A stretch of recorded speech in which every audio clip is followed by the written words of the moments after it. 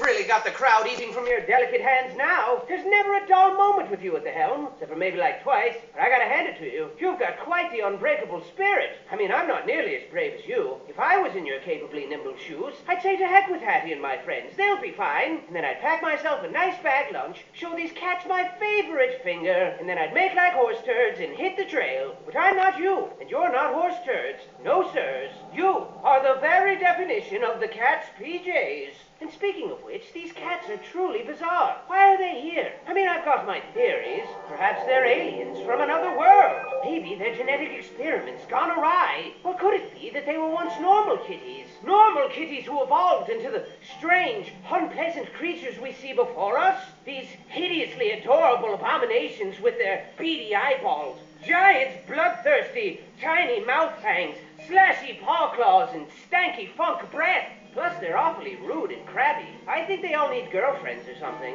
I'm a cat, see? I'm grouchy, see? I like to run around all day and hurt people's feelings, see? But don't take them lightly. Although sassy and lazy by nature, cats are awfully crafty, and finding a weak spot in that bright orange furry armor might prove difficulty. Minus the why. They're always watching, children. I see them lurking in the shadows. Lurking hard, or hardly lurking, see? On that note, this whole theater's like a bad joke. But how did things get so bad? At one time, this theater was a nice place, with flowers in every vase and smiles on everyone's faces. Can you believe it? I wouldn't believe it. I mean, if you told me that, I'd more than likely call you a liar and walk away. And, find some place to get ice cream to replenish the innocence you blackened with your filthy deceits. I like strawberry. Just keep your wits about you as you descend deeper into the belly of the beast. And perhaps you'll find a way to put an end to this madness.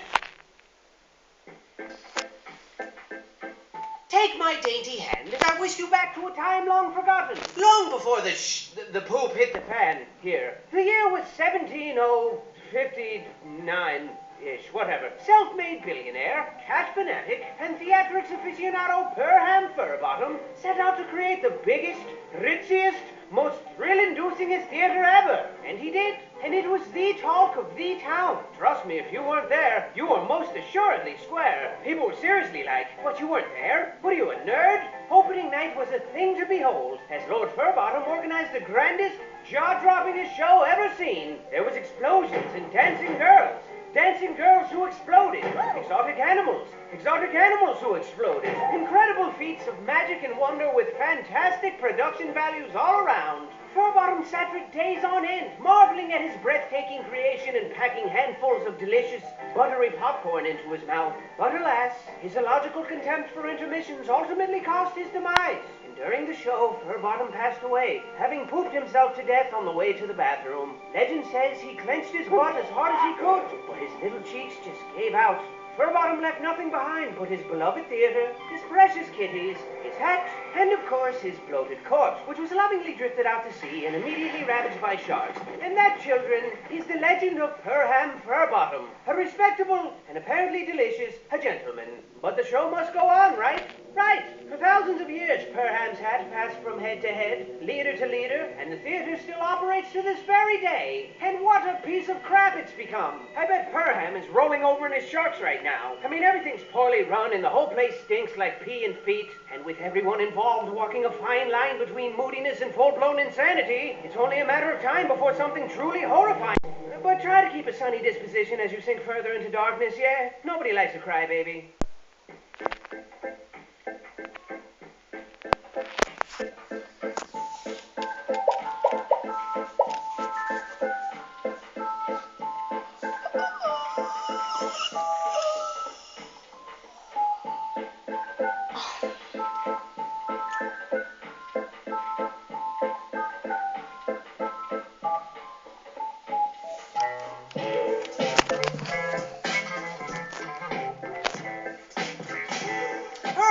Sure is a mystery. It vexes me so. It truly does. But where did it come from?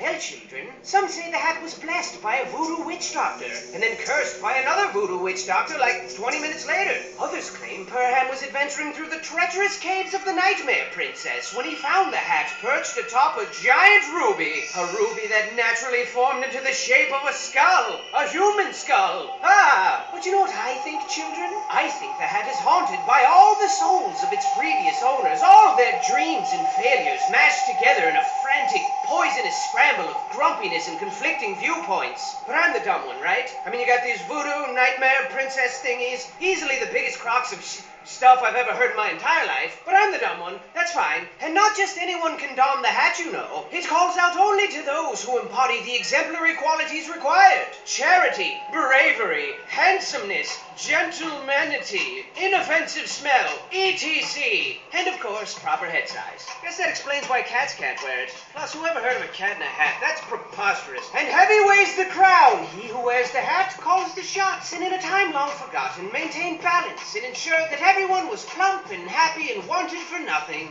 But all good things come to an end, children. Well, that's not entirely true. I figure pizza will always exist. But this hat, let's just say its days of benevolent guidance are long over with. You might as well flip it over and use it as a toilet. I mean, Hattie hasn't lifted a finger to spread the wealth or encourage smiles, and the theater staff is really starting to feel unappreciated. Oh, look, his smoldering unrest has given birth to a precious little storm cloud. Oh, look at his little raindrops. And if things don't change around here, this little cloud's gonna grow up into a big, giant, scary cloud and spray us all with a drenching downpour of horrifying madness. But don't lose sight of your mission. Hattie needs you more than ever now. And I know things look bleak, but even the word hopeless has hope in it. Plus, if you rearrange the letters, it spells peace losh. The last part was probably unnecessary. I'm sorry.